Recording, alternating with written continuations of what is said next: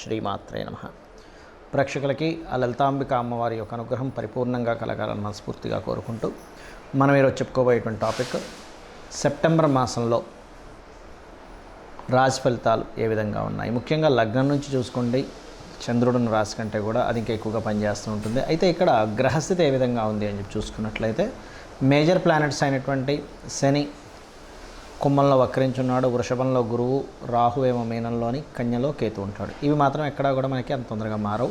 మిగతా గ్రహాలు కనుక చూసుకున్నట్లయితే కుజుడు మిథున రాశిలోని, అదేవిధంగా చంద్రుడు కర్కాటకంలో ప్రారంభమై మరలా మిథునం వరకు తన యొక్క సంచారం జరుగుతుంది.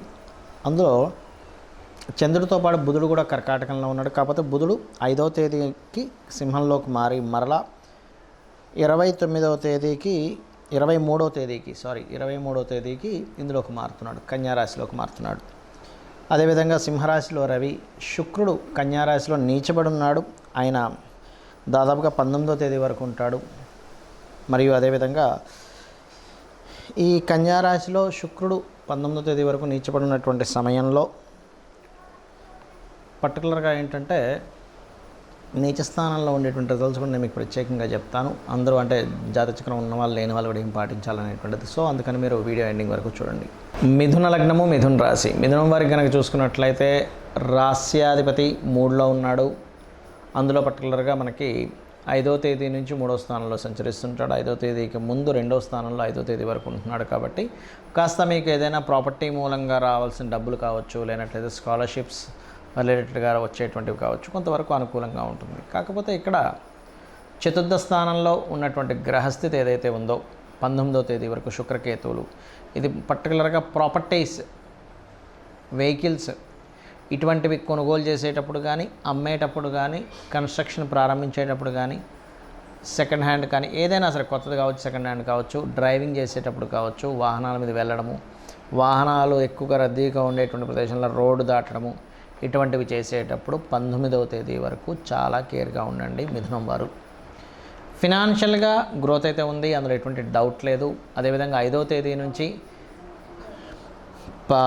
దాదాపుగా మనకి 23వ తేదీ వరకు ఉన్నటువంటి గ్రహస్థితి ఏదైతే ఉందో కాస్త ఈ గ్రహస్థితి మాత్రం మీకు కొంచెం ఈ కొత్తగా గవర్నమెంట్ వ్యక్తులు యొక్క పరిచయాన్ని మరియు కొంతమంది అవగాహన లేని వాళ్ళ చేత మీరు ఏదైనా ఒక కన్స్ట్రక్షన్ రిలేటెడ్ చేయించడం ద్వారా అక్కడ ఇబ్బందిని ఇస్తూ ఉంటుంది. కాబట్టి ఈ విషయాల్లో కొంత జాగ్రత్త పడండి. కాకపోతే 23వ తేదీ నుంచి ఎప్పుడైతే 4వ స్థానంలోకి వెళ్తున్నాడో ఈ యొక్క బుధుడు, అక్కడి నుంచి మీరు తీసుకునేటువంటి ప్రాపర్టీ రిలేటెడ్ సంబంధించిన నిర్ణయాలు కొంతవరకు మెరుగ్గా ఉంటాయి, ఇబ్బంది అనేటువంటి తగ్గుతుంది. మీరు కూడా కాస్త ఈ పంచమాధిపతి అవుతాడు కాబట్టి మీకు ఈ స్థానాధిపతి 4లో ఉన్నందుకు పర్టికులర్గా కొంతమంది ఫ్రెండ్స్ దూరం అవ్వడం జరుగుతుంది. ఫ్రెండ్షిప్స్ కొన్నిటిని కట్ చేసుకోవాల్సిన పరిస్థితి వస్తూ ఉంటుంది. కాబట్టి ఈ యొక్క విషయాల్లో కొంత జాగ్రత్తగా ఉండాలి. శత్రుత్వాలు బికాజ్ ఆఫ్ కుజుడు లగ్నంలో ఎప్పుడైతే ఉంటాడో శత్రు సంబంధించినటువంటి విషయాల్లో అనవసరమైన శత్రుత్వాలు ఇటువంటివి జరుగుతుంటాయి.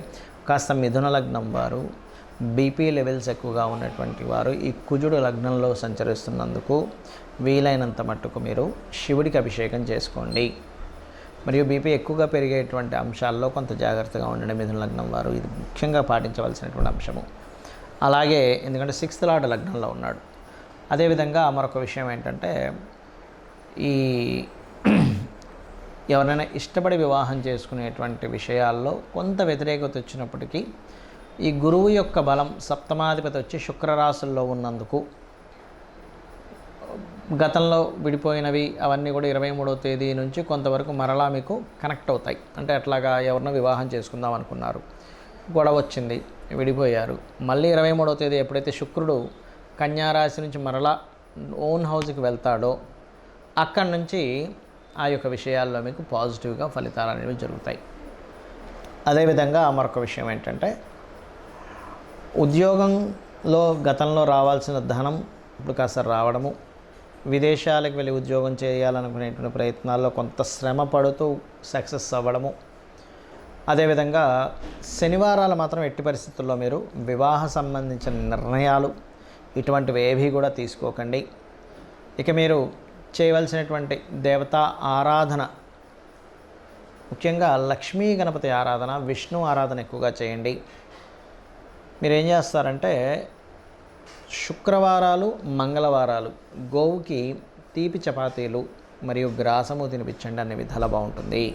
శుక్రుడు, కేతువు ఈ 2 గ్రహాలు కూడా మనకి ఈ 19వ తేదీ వరకు దాదాపుగా ఈ యొక్క కన్యారాశిలో నీచబడి ఉంటున్నందుకు ప్రపంచవ్యాప్తంగా కానీ దేశవ్యాప్తంగా కానీ జరిగేటువంటి పరిస్థితులు ఏమిటి అంటే, కొన్ని దేశాలకు సంబంధించినటువంటి విషయంలో మనం అంటే 1వ తేదీ ముందు నుంచి దాదాపుగా ఆగస్టు నుంచే స్టార్ట్ అవుతుంటుంది. ఆర్థిక మాన్యం, ఎందుకంటే శుక్రుడు నీచ స్థానంలోకి వెళ్తున్నాడు కాబట్టి ఆర్థికంగా కొంతవరకు డౌన్ఫాల్ అనుకోండి, ఆర్థికపరమైనటువంటి చిక్కుల్లో ఇరుక్కోవడం అనుకోండి, ఇట్లాంటివి జరుగుతాయి దేశపరంగా చూసుకుంటే. ఇది శుక్రుడు కేతువుతో కలిసి కన్యారాశిలో ఉన్నందుకు. మరి శుక్రుడు సహజంగానే అప్పుల స్థానంలో ఉంటున్నాడు వెళ్ళి. అందుకని ఏంటి, మొత్తము కూడా అందరూ కూడా ఎవరికైనా మనం అప్పు ఇచ్చే విషయాల్లో లేదా తీసుకునేటువంటి అంశాలలో కొంత జాగ్రత్త వహించండి, గుర్తుపెట్టుకోండి. ఓకే. అదేవిధంగా స్త్రీలు ముఖ్యంగా బయటికి వెళ్ళేటప్పుడు మీరు గణపతిని తలుచుకోండి. ఒంటరిగా వెళ్ళవలసిన పరిస్థితులు కొన్ని వస్తుంటాయి, కొన్ని నిర్మానుషమైన ప్రదేశాల్లో తిరిగేటప్పుడు కానీ, బికాజ్ ఆఫ్ శుక్రుడు అనేటువంటిది ఏదైతే ఉందో స్త్రీ కారక గ్రహంగా, స్త్రీలని సూచించేటువంటి గ్రహంగా చెప్తూ ఉంటారు. కాబట్టి ఈ యొక్క అంశాలు చాలా జాగ్రత్తగా పాటించండి. అంటే ఒంటరిగా పంపించకండి అంత, అంటే కొన్ని ప్రదేశాలకు ఒంటరిగా పంపిస్తే ప్రమాదము అని అనుకునేటువంటి విషయాల్లో చాలా కేర్గా ఉండాలి అన్ని రాసుల వారు కూడా, బికాజ్ ఆఫ్ యూనివర్సల్గా కొన్ని ఇవి పనిచేస్తూ ఉంటాయి. అదొకటి. అదేవిధంగా అందరికీ కూడా ఈ మాసంలో 17వ తేదీ వరకు రవి ఓన్ హౌస్లో ఉంటున్నాడు కాబట్టి ఆరోగ్యానికి సంబంధించినవి ఎవరైతే పాటిస్తుంటారో, అందులో ముఖ్యంగా ఈ ఆగస్ట్ 16వ తేదీ నుంచి సెప్టెంబర్ 17వ తేదీ వరకు ఉన్నటువంటి కాంబినేషన్ ఏదైతే ఉందో, టైం అంతా కూడా మీరు ఆరోగ్యం గురించి పాటించేటువంటివి ఏవైతే నిర్ణయాలు తీసుకుంటారో అవి ఖచ్చితంగా మీకు ఇంప్లిమెంట్ అవ్వడం వల్ల మీ ఆరోగ్యం కుదురుపడుతుంది. అంటే అనారోగ్య సమస్యల నుంచి బయటపడము. యూనివర్సల్గా ఏదైనా ఒక ప్లానెట్ పలానా ప్లేస్లో ఉన్నప్పుడు యూనివర్సల్గా అందరికీ పనిచేస్తుంది కాంబినేషన్ అనేది, ఒక రాశి వారికి ఒక లగ్నం వారికి అని కాకుండా. అదేవిధంగా ఈ శుక్రుడికి, నీచబడ్డ శుక్రుడికి గురువు యొక్క బలం కొంతుంది. దీనివల్ల ఏమిటంటే ఉపాసనలు చేసేవారికి మరియు ఏదైనా దీక్షలు తీసుకునేటువంటి వారికి కూడా కొంతవరకు ఇది సపోర్టివ్గా ఉంటుందని చెప్పుకోవచ్చు. మరి ఎంతసేపు మనం ఈ గోచార ఫలితాలైనా మన జన్మజాతక ఫలితాలు కూడా ఉంటాయి అంటే ఖచ్చితంగా మన జన్మజాతక ఫలితాలే చూసుకోవాలి. ఎందుకంటే మీరు ఏదైతే పూర్వజన్మలో చేసిన కర్మ ఏదైతే ఉందో, అది బ్యాడ్ కర్మ కావచ్చు, గుడ్ కర్మ కావచ్చు, తెలిసో తెలియకో చేసింది కావచ్చు, అది పర్టికులర్గా 12 భాగాలుగా విడిపోతుంది.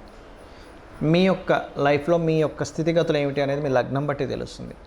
కష్టపడి బ్రతుకుతాడా లైఫ్ అంతా కూడా, లేనట్లయితే ఒక ఏజ్ వరకే ఎలా ఉంటుందా, దాని తర్వాత బాగుంటుందా, అది అన్ని విషయాల్లోని, నాట్ ఓన్లీ మీ పర్సనల్ విషయం అనే కాకుండా మీకు ధనం సంపాదించే విషయం కానివ్వండి, మీ కుటుంబ సభ్యుల విషయంలో కానివ్వండి, మీ యొక్క సిబ్లింగ్స్తో ఉండేటువంటి అంశాలు కానివ్వండి, మరియు అదేవిధంగా మీ యొక్క ఆస్తికి సంబంధించిన విషయాలు కానివ్వండి, అంటే ప్రాపర్టీ ఎప్పుడు కొనాలి, జ్యోతిష్శాస్త్రం ఎప్పుడు కూడా ఏం చెప్తుందంటే మీకు రూట్ చూపిస్తుంది. ఆ రూట్లో వెళ్ళేటప్పుడు మీకు లైఫ్లో ఎటువంటివి సంఘటనలు ఎదురవుతాయో చెప్తుంది. ఆ సంఘటనల్ని ఏ రకంగా మీరు ఎదుర్కోవాలి, ఎటువంటి నిర్ణయాలు తీసుకోవాలి, ఎటువంటి నిర్ణయాలు తీసుకోకూడదని చెప్తుంది. అంటే ఏదో ఒక రూట్ చూపించడం కాకుండా ప్రతి అంశంలోని మీకు ఎక్కడ టర్నింగ్ వస్తుంది. మనం చూడండి, ఒక దగ్గరికి వెళ్తుంటాము, ఇక్కడ మీకు టర్న్ ఉంది, ఇక్కడ మీకు స్లోప్ ఉంది, ఇక్కడ మీకు స్పీడ్ బ్రేకర్స్ ఉన్నాయని తెలుస్తున్నప్పుడు మనం జాగ్రత్తగా వెళ్తుంటాం. ఆ రకంగా ఏంటంటే జ్యోతిషం అనేటువంటిది వెలుగుని చూపించేది. మరి చాలామంది అంటారు ఏమండి మనం కర్మలో ఉన్నట్టుగా జరుగుతుందని.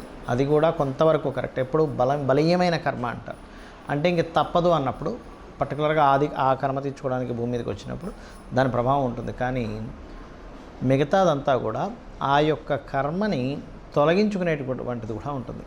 తొలగించుకునేది లేకపోతే ఆ శ్రీకృష్ణ పరమాత్మ తన యొక్క కుమారుడైనటువంటి అతనికి చర్మవ్యాధి, శాపవశాత్తు చర్మవ్యాధి వచ్చినప్పుడు నువ్వు నీ కర్మను తగ్గించుకో అన్నప్పుడు అతను సూర్య నమస్కారాలు లేకపోతే సూర్యుడికి సంబంధించిన ఆలయాలు కట్టో 7 సంవత్సరాల పాటు దానికి సంబంధించిన చేసి ఎలా తగ్గించుకున్నాడు, నా కర్మ ఇంతే అని ఎందుకు వదిలేయలేదు అనేటువంటిది మనం ఒకసారి ఆలోచించుకోవాలి. దశరథ మహారాజు కూడా సంతానం లేనప్పుడు మరి సంతానం లేదని అనుకున్నాడు, లేకపోతే పుత్రకామేష్టి యాగం చేసి సంతానాన్ని పొందాడా, ఇలా 1 కాదు 2 కాదు మన పురాణాల్లో వాటిలో అన్నింటిలో కూడా చెప్తుంది ఏమిటంటే ఆ యొక్క సమయంలో ఆ కాలంలో యాగాలు హోమాలు చేశారు. ఈ యొక్క కలియుగంలో నామస్మరణ, కేవలం అమ్మవారి నామము లేకపోతే విష్ణునామము శివుని యొక్క నామము తలుచుకోవడం ద్వారా మన కర్మ తప్పకుండా దగ్ధమవుతుంది. వీటన్నిటికంటే గొప్పగా ఏంటంటే సూర్య నమస్కారాలు కూడా ఇంకా చక్కగా పనిచేస్తాయి. అందరికీ అన్నీ తెలియకపోవచ్చు, కానీ రోజు సూర్య నమస్కారం చేసుకోండి. ఖచ్చితంగా మీరు ఏదైతే ఇబ్బంది పడుతున్నారో, ఉద్యోగమనో, వ్యాపారమనో, వివాహమనో, ఇవన్నీ కూడా మీ కర్మ దగ్ధం అవ్వడం ద్వారా మీరు అనుకున్న గోల్ మీరు రీచ్ అవ్వగలుగుతారు. శ్రీమాత్రే నమః.